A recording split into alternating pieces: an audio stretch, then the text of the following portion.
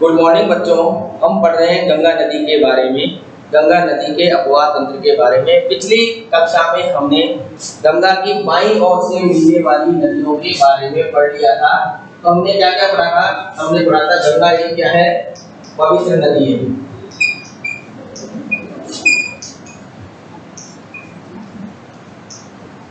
दूसरा हमने पढ़ा था गंगा को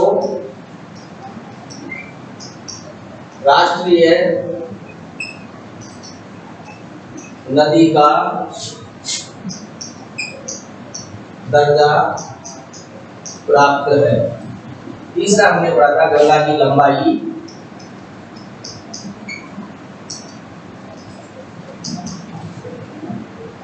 2525 किलोमीटर है। अलकनंदा वह भागीरथी जब देवप्रयाग में मिलती है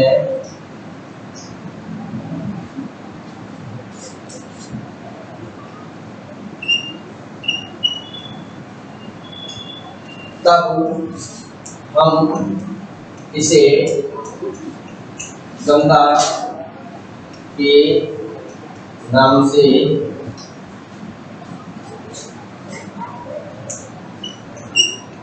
जानते हैं।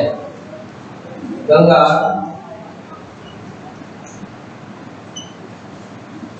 भारत के 5 राज्यों में होकर बहती है। ठीक है, इसे रिवीजन कर ले, आप इसे देख लें। अगर आपने लिख रखा हो तो अपना मिलान कर ले, फिर मैं इसके बारे में आगे आपको बताऊंगा।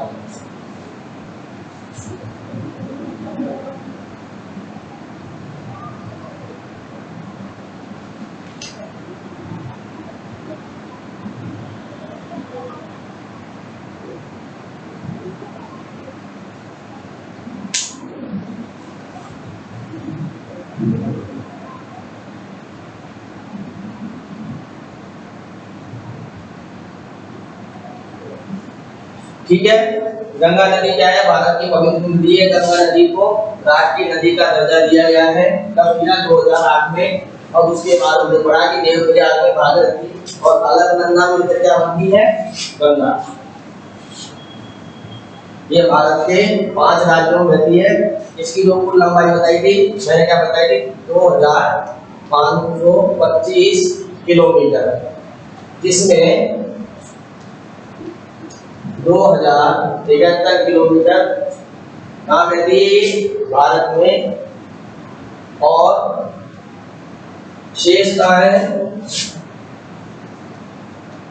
बांग्लादेश में, जहां इसे पद्मा के नाम से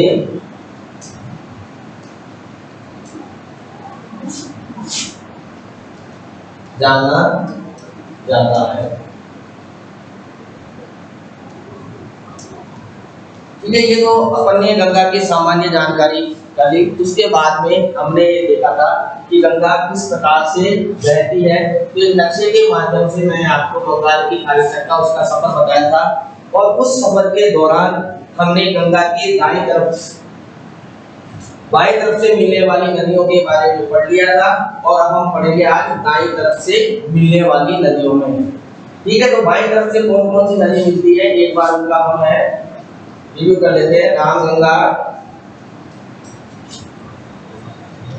गोमती, घाघरा,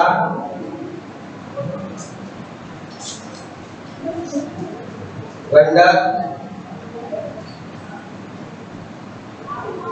कोसी और महानंदा।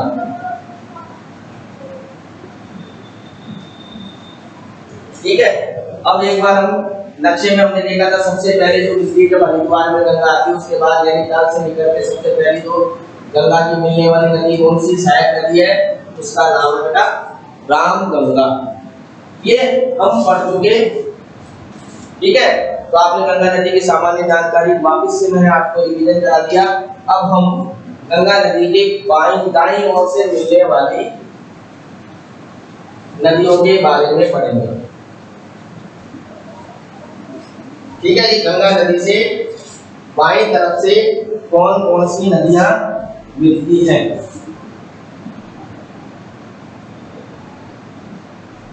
देखो बेटा, फिर वो नक्शे के माध्यम से हम पढ़ेंगे। हमने देखा था ये क्या है, गंगोत्री ग्लेशियर।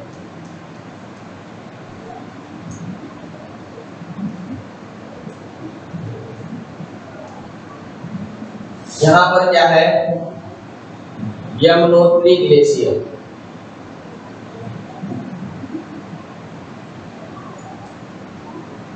बच्चे ये पूछते हैं कि सर ये ग्लेशियर क्या है। तो ग्लेशियर बेटा क्या है, एक बर्फ का पहाड़ होता है और जब गर्मी ऋतु या मौसम गर्म होता है तब ये ग्लेशियर पिघलता है।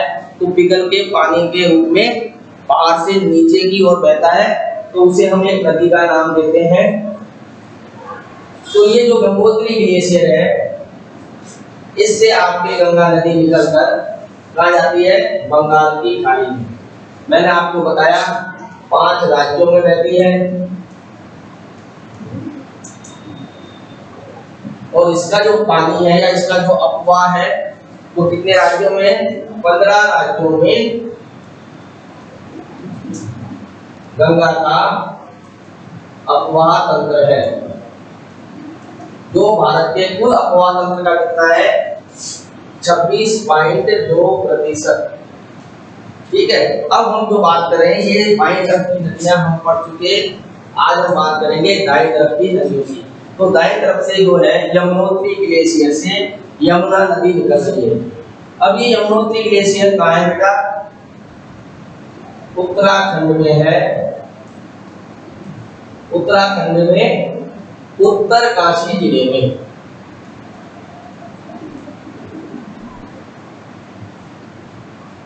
ठीक है, ये जो नदी है इसको आप यमुना नदी बोलेंगे। ये आकर इलाहाबाद, यहाँ जो जगह है उसको आप बोलते हैं इलाहाबाद या प्रयागराज।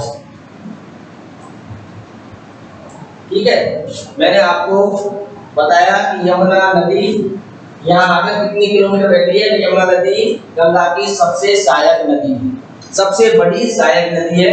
तो आप जब नक्शे में देखेंगे तो आप क्या पाएंगे कि गंगोत्री के पश्चिम में, गंगोत्री के पश्चिम में क्या है, यमुनोत्री है और वहां से आपके क्या है, यमुना नदी निकल रही है। और फिर उसके बाद ये दक्षिण की ओर यानी दक्षिण पूर्व की ओर बहती हुई कहाँ, इलाहाबाद में या प्रयागराज में आकर किससे मिल जाती है, गंगा से मिल जाती है। तो आप देखेंगे तो ये क्या हुआ, गंगा की सबसे बड़ी सहायक नदी है।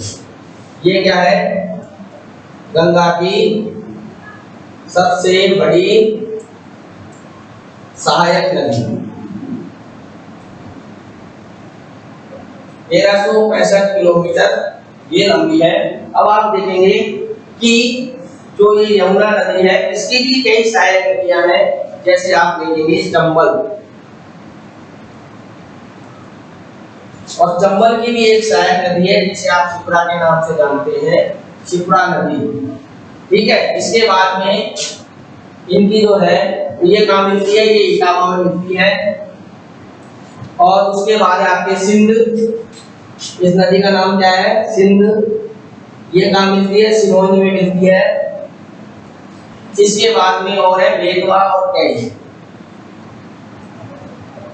बेतवा और के, ये क्या है, ये यमुना की सहायक नदी है। और शिप्रा नदी क्या है, ये चंबल की सहायक नदी है। तो मैंने आपको बताया था सहायक नदी किसे बोलते हैं, वो नदी जो स्वतंत्र रूप से बहते हुए और अपनी मुख्य नदी में मिल जाती है तो उसे क्या कहते हैं, सहायक नदी कहते हैं। एक मैंने आपको बताया था वितरिका।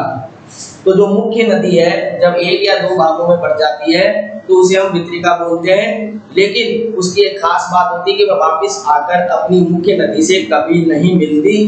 जब हम यहाँ पढ़ेंगे बंगाल में तब हम वितरिका के बारे में पढ़ेंगे, गंगा नदी की वितरिका के बारे में। तो हमने पढ़ लिया यमुना। यमुना क्या है, 1365 किलोमीटर लंबी नदी है। कहाँ से निकलती है, उत्तरकाशी उत्तराखंड से। यमुनोत्री ग्लेशियर से निकलती है। इसे गंगा की सबसे बड़ी सहायक नदी कहते हैं। इसके अंतर्गत चंबल आकर मिलती है और चंबल की ये सहायक नदी है शिप्रा, जिसके तट पर उज्जैन बसा हुआ है, वो भी यहाँ इसमें आकर मिलती है। उसके बाद में जो नदी है जो सिंध बोलते हैं या काली सिंध बोलते हैं, ये कहाँ आकर मिलती है? सिरोंज में। उसके बाद में बेतवा और उसके बाद में केन। ठीक है, ये तो हो गई गंगा की सहायक नदियां, ये यमुना की सहायक नदियां। अब है टोंस नदी। ये जो टोंस नदी है ये बेटा क्या है? गंगा की सहायक नदी है और ये कहाँ मिलती है? इलाहाबाद से पहले।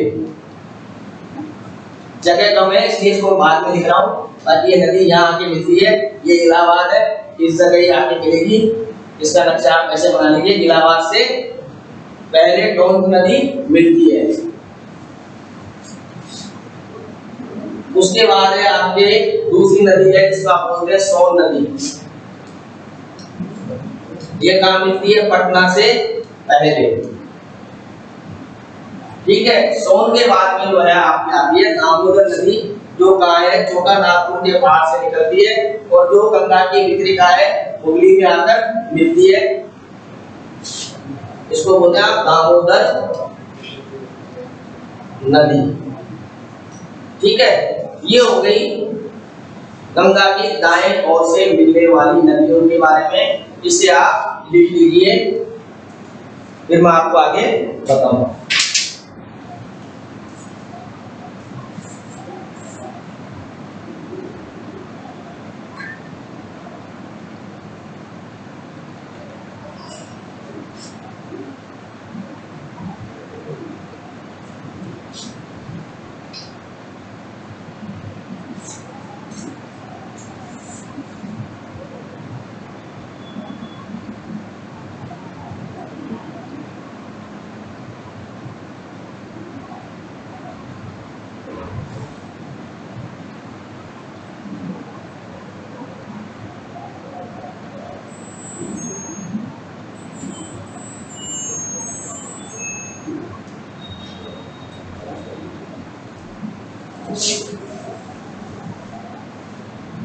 ठीक है बेटा, इसको थोड़ा सा आगे बढ़ा देते हैं क्योंकि वितरिका बनाई है ना हमने। तो ये तो हो गया आपकी हुगली नदी और इसे बोलेंगे हम भागीरथी नदी। जब ये यहाँ पर आ गया आपका बांग्लादेश वाला हिस्सा, जब ये बांग्लादेश में मिलती है तो इसे बोलते हैं हम पद्मा। और जब यहाँ से अरुणाचल प्रदेश से असम होते हुए जब इस पद्मा में जमुना आकर मिलती है, जमुना, इस जमुना का दूसरा नाम है आपका ब्रह्मपुत्र। और ये दोनों मिलकर क्या हो जाती है? मेघना। क्या हो जाती है? मेघना के नाम से इन्हें जाना जाता है। और इसी मेघना के नाम से ये क्या है? यहाँ पर बंगाल की खाड़ी में गिरती है। तो ये जमुना और मेघना, इस नदी के बीच में जो मैंने आपको बताया था डेल्टा का निर्माण होता है, जिसे हम बोलते हैं सुंदरबन डेल्टा। क्या बोलते हैं? सुंदरबन डेल्टा। तो सुंदरबन डेल्टा के बारे में मैं आपको कुछ रोचक बातें बताता हूँ। जब तक आप इस नक्शे को एक बार वापस से उतार लीजिए, क्योंकि फिर जब मैं सुंदरबन डेल्टा पढ़ाऊंगा तो बेटा इसमें से मेरे को कुछ चीजें हटानी पड़ेंगी। तो आप एक बार इसे कर लीजिए।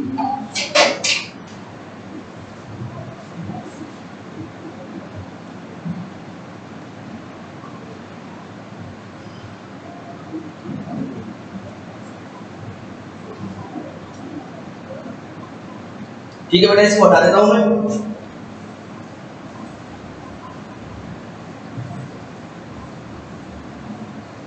ये हमने यहाँ तक इनको हटा दिया।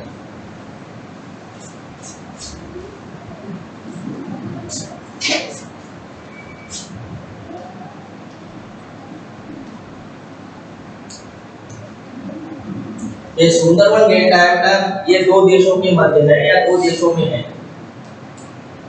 दो देशों में स्थित है। ये दो देश कौन से हैं? एक है भारत और दूसरा है बांग्लादेश। कौन सी नदी मिलकर सुंदरबन डेल्टा बनाती है? तो गंगा वह ब्रह्मपुत्र नदी क्या करती है, सुंदरवन डेल्टा बनाती है। ये क्या है, एक तरीके का ज्वारीय वन है,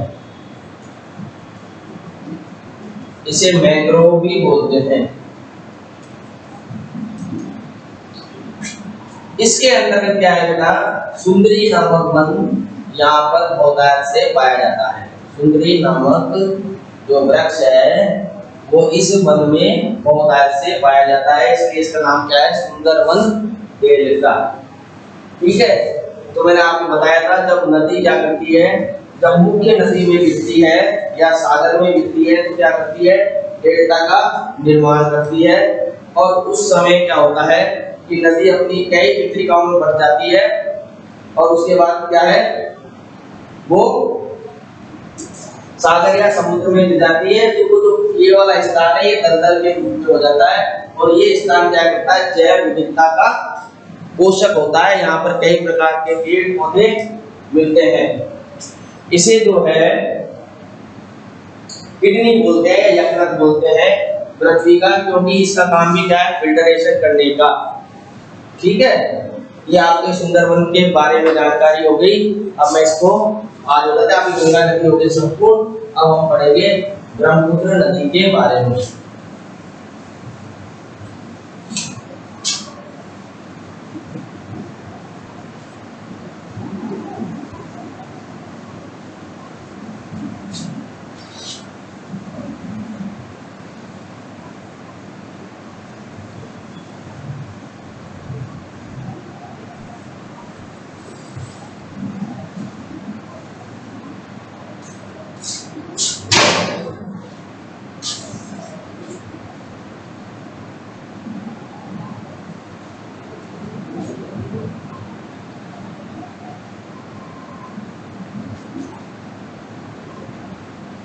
ब्रह्मपुत्र नदी है क्या, तो हिमालय तंत्र की तीसरी महत्वपूर्ण नदी है।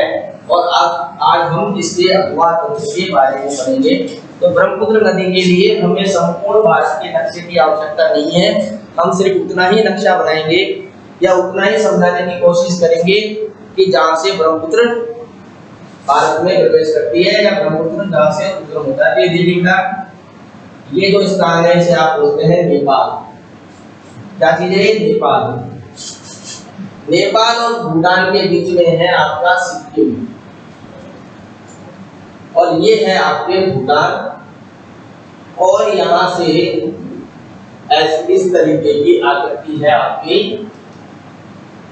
पूर्वांचल राज्यों की।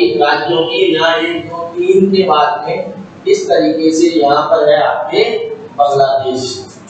ये जो स्थिति है आपकी नक्शे में ब्रह्मपुत्र नदी की है।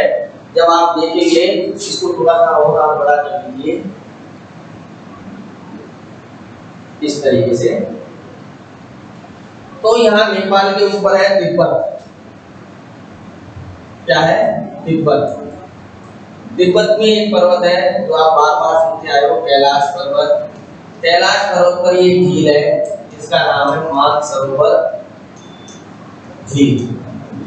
ठीक है ना। तो ब्रह्मपुत्र जो नदी है ये ब्रह्मपुत्र नदी कैलाश पर्वत के मानसरोवर झील से निकलती है। तो मानसरोवर झील के पास में एक ग्लेशियर है जिसका नाम है चेमयुंगडुंग। क्या नाम है बेटा, चेमयुंगडुंग। ये क्या है बेटा, ये कैलाश पर्वत मानसरोवर झील के पास में ये एक बर्फ का पहाड़ है। जब ये बर्फ का पहाड़ पिघलता है तो ये नदी का रूप धारण कर लेता है। तो ये नदी क्या है, जब इस पर्वत से निकलती है तो इस प्रकार हिमालय के सहारे बहती हुई यहाँ पर है आपके अरुणाचल प्रदेश और यहाँ पर है आपके नामचा पर्वत।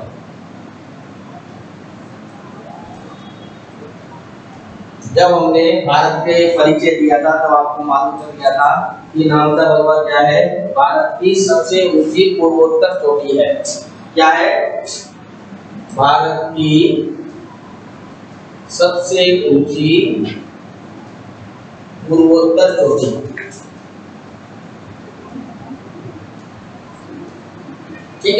अब हम क्या करते हैं, ये यहाँ पर रामचा वर्मा को काटती हुई ये यू टर्न लेती है। क्या लेती है?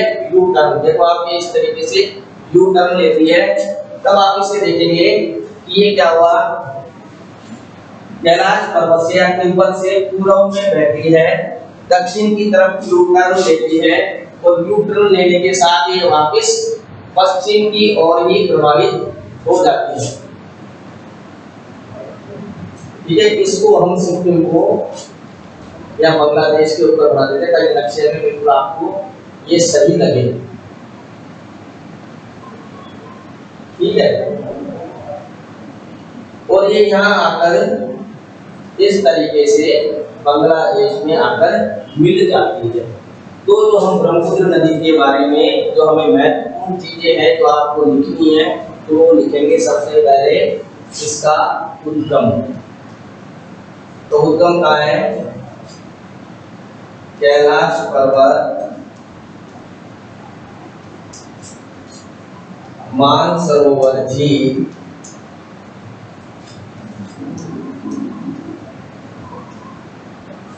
के निकट क्या है? चेमयूंगडुंग ग्लेशियर से, चेमयूंगडुंग ग्लेशियर से निकलती है।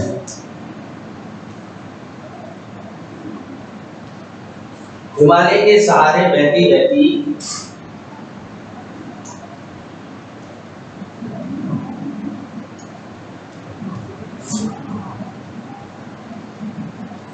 बहती हुई 1100 किलोमीटर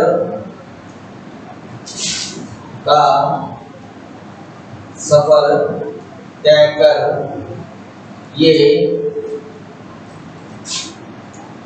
अरुणाचल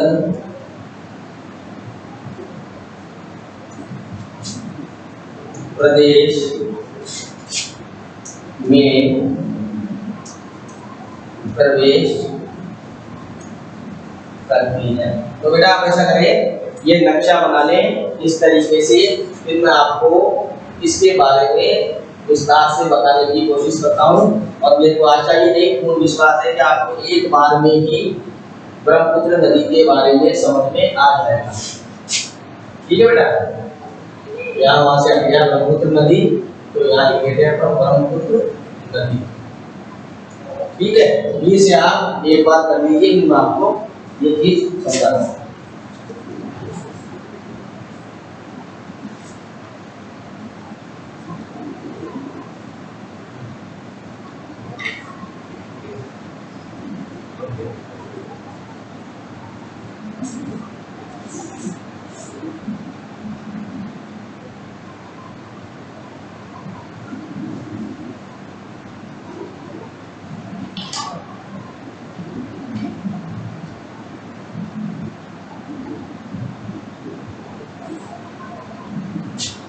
ठीक है, ये आपने उतार लिया। ये क्या है? इसका उद्गम कहाँ से है? कैलाश पर्वत, मानसरोवर झील, चेमयूंगडुंग ग्लेशियर, हिमालय के सहारे बहती हुई। ये जो क्या चल रही है, हिमालय के पर्वत के साथ साथ बहती हुई कितना सफर तय कर लिए? 1100 किलोमीटर का सफर तय करती हुई नामचा भगवा पर्वत को क्रॉस करती हुई काटती हुई कहाँ? अरुणाचल प्रदेश में दक्षिण की तरफ बढ़ती है, और अरुणाचल प्रदेश से क्या करती है? वापिस पश्चिम की तरफ बढ़कर वापिस दक्षिण में बांग्लादेश में प्रवेश कर जाती है। ठीक है,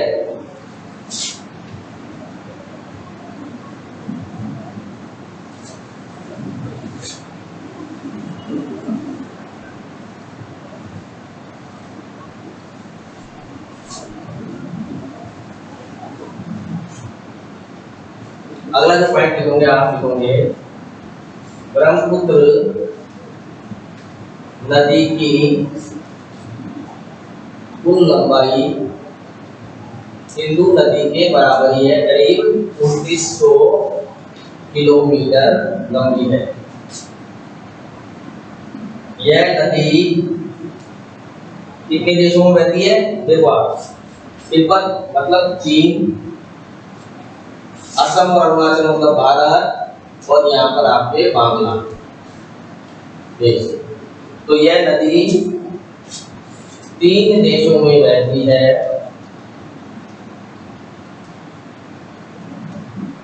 जिनके नाम है, शुरू से लिखा, चीन,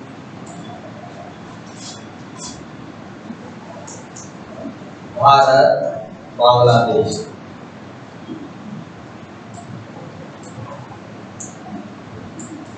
ठीक है, यह नदी क्या करती है, पहाड़ी ढालों का, ये आप पहाड़ से निकला और ये देखो पहाड़ी ढाल बनाती हुई आगे बढ़ रही है। तो यह नदी क्या करती है, पहाड़ी ढालों का निर्माण करती है। यह नदी पहाड़ी ढालों का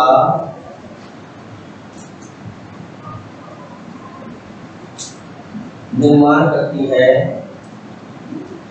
जहां सर्वाधिक चाय की खेती होती है।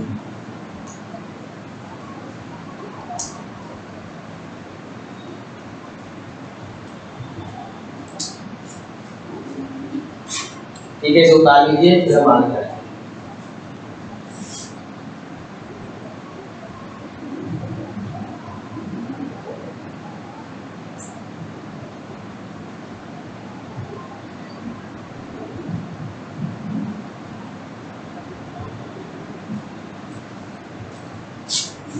ठीक है भाई, ब्रह्मपुत्र नदी क्या कहते हैं, इसकी कुल लंबाई कितनी है, 2900 किलोमीटर है, 2900 किलोमीटर है। यह नदी 3 देशों में बहती है, चीन, भारत, बांग्लादेश। और यह नदी पहाड़ी ढालों का निर्माण करती है, जिनमें क्या होते हैं, चाय होती है।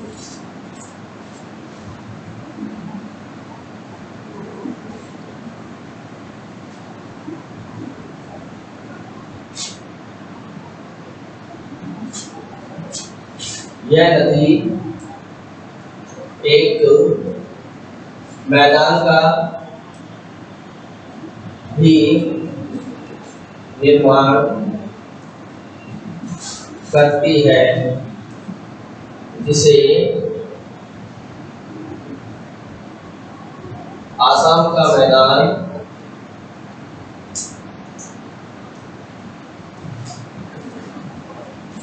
या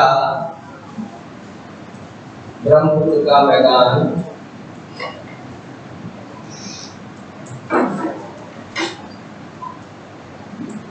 कहते हैं। यहाँ चावल की खेती होती है। ठीक है, इसे आप देख लीजिए। अब है ब्रह्मपुत्र जो किन किन नामों से जाना जाता है।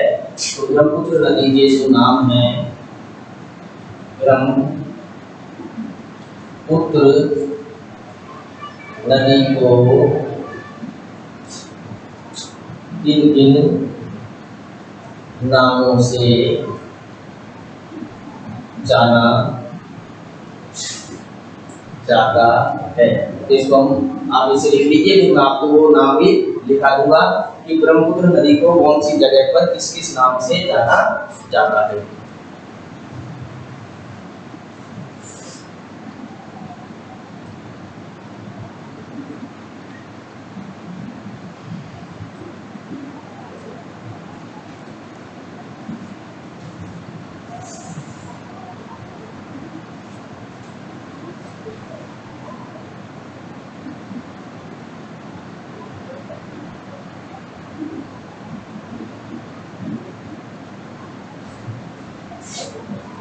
ठीक है, ये भारत में एक मैदान का निर्माण करती है, जिसे असम का मैदान या हम ब्रह्मपुत्र का मैदान कहते हैं। इस मैदान में क्या है, चाय की खेती होती है। और ब्रह्मपुत्र नदी किन किन नामों से जानी जाती है, तो मैं आपको बता दूं कि ब्रह्मपुत्र नदी के मुख्य जो नाम है वो 4 है।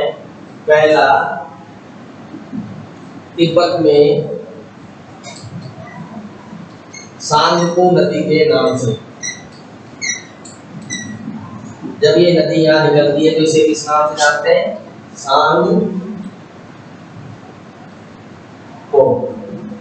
जब ये अरुणाचल प्रदेश में प्रवेश करती है तो इसे क्या बोलते हैं, दिहांग नदी। इसी में एक नदी आकर और मिलती है, जिसे आप बोलते हैं लोहित नदी। ठीक है, तो तिब्बत में सांगपो के नाम से और यहाँ असम में इसका नाम हो जाता है ब्रह्मपुत्र। ठीक है, तो तिब्बत में सांगपो के नाम से, अरुणाचल प्रदेश में दिहांग के नाम से, आसाम में जब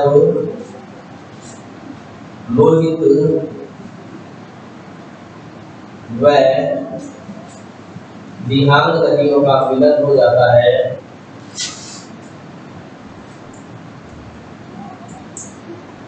के मिलन के बाद ये क्या कहलाती है, ब्रह्मपुत्र नदी।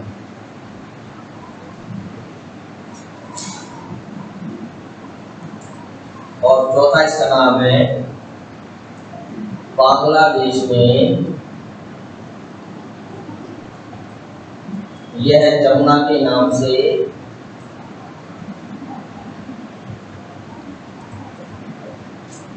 वह गंगा, जिसे बांग्लादेश में क्या बोलते हैं, पद्मा। नहीं दिखता, चलो कोई बात नहीं, मैं इसको उस साइड में देता हूँ। बांग्लादेश में गंगा को बोलते हैं पद्मा।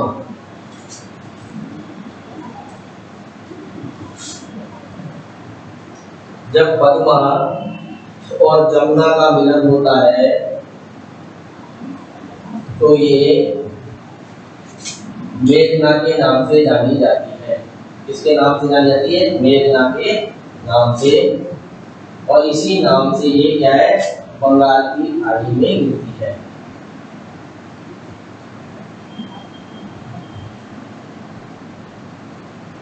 अब आप समझ गए कि जो गंगा नदी और ब्रह्मपुत्र नदी, गंगा नदी को हमने बोला पद्मा, ब्रह्मपुत्र को बोला जमुना, जब ये दोनों मिलकर संयुक्त धारा के रूप से क्या होती है, कहाँ गिरती है, बंगाल की खाड़ी में, बे ऑफ बंगाल। ठीक है, इसे उतार लीजिए। फिर मैं आपको इसकी सहायक नदियों के बारे में बताऊंगा, किस तरफ से कौन कौन सी नदियां मिल रही हैं।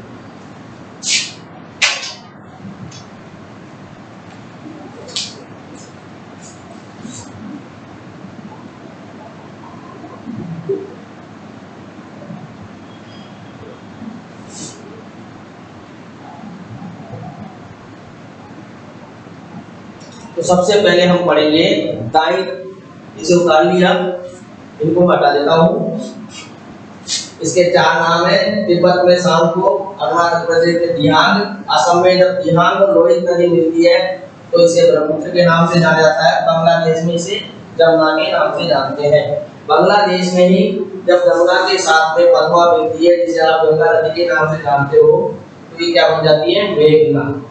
अब हम दाई तरफ से, दाएं तरफ का मतलब हो गया इसमें दाएं ओर से मिलने वाली, तो यहाँ जब आप देखोगे ये दाया है, यहाँ जब आप देखोगे ये दाया है, क्योंकि नदी आपकी ये इस तरीके से बहती जाएगी। तो यहाँ पर आपकी मैंने आपको बता दिया, दिहांग नदी मिली सबसे पहले, फिर लोहित नदी मिली, ये कहाँ है, अरुणाचल प्रदेश में। यहाँ से एक नदी निकलती है सिक्किम से, जिसको आप बोलते हैं तीस्ता नदी। कौन सी नदी, तीस्ता नदी। इसके बाद में यही एक नदी मिलती है जिसको आप बोलते हैं मानस नदी। कौन सी नदी है, मानस नदी है। इसके बाद में आपको मिलती है, यहाँ पर आपको मिलेगी बराक नदी, इसी को आप मेघना नदी भी बोलते हैं, ये यहाँ मिल जाती है। अब आप जब देखेंगे तीस्ता नदी क्या करती है बेटा, तीस्ता नदी भारत और भूटान को अलग कर रही है, ये आपका बांग्लादेश हो गया। इसके बाद में इसकी जो बाईं तरफ से मिलने वाली नदियां हैं बेटा, दो ही नदी हैं, एक तो है धनसिरी और एक है कपिली। ठीक है, ये जो नदियां हैं ये क्या है, आपके ब्रह्मपुत्र की सहायक नदी है। जब आप देखेंगे ब्रह्मपुत्र के बारे में तो थोड़ी सी अन्य जानकारी बता देता हूँ कि यहाँ से होकर एक राष्ट्रीय जलमार्ग भी है। ठीक है, और इन्हीं ये जो नदी बह रही है इन्हीं के बीच में छोटे छोटे क्या है द्वीप समूह है। और जो संसार का जो सबसे बड़ा नदी द्वीप समूह है जिसे आप माजुली द्वीप बोलते हैं, क्या नाम है उसका, माजुली द्वीप। ठीक है, ये कब बना द्वीप, ये जो द्वीप है इस माजुली द्वीप हजारों साल पुराना जब से ब्रह्मपुत्र नदी है, लेकिन माजुली द्वीप की विशेषता है ये संसार का सबसे बड़ा नदी द्वीप है। इसके महत्व को देखते हुए 2016 में इसे जिला घोषित कर दिया। ये असम का 25वां जिला है। कौन सा नंबर का जिला है असम का, 25वां जिला है। आज असम में 33 जिले हैं। अब असम में कितने जिले हैं, 33 जिले हैं। इस जो द्वीप की आबादी है वो लगभग 1,60,000 है, 1,60,000 जनसंख्या।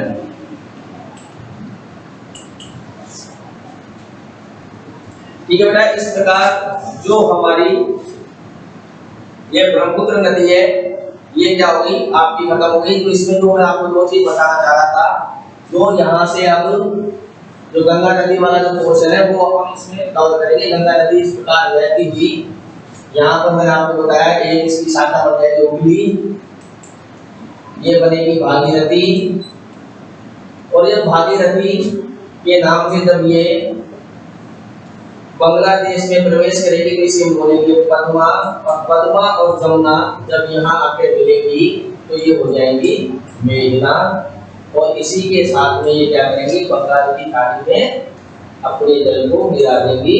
इस प्रकार क्या होगा ब्रह्मपुत्र नदी का जो है सफर आपका समाप्त हो जाएगा।